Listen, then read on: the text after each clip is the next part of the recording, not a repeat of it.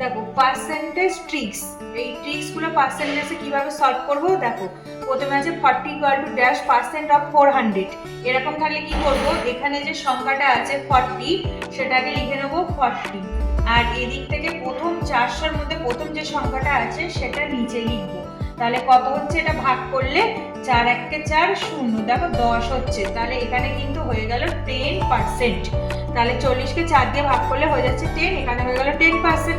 Same ভাবে দেখো 80 আছে আর এখানে আছে 500, তাহলে কি করব, ওই এই পুরো সংখ্যাটা নেব 80, আর নিচে দেখো এইখান থেকে প্রথম 5 এই সংখ্যাটা নেব, নিয়ে ভাগ করে দেবো।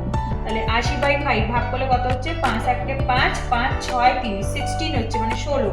এখানে হয়ে গেল 16%।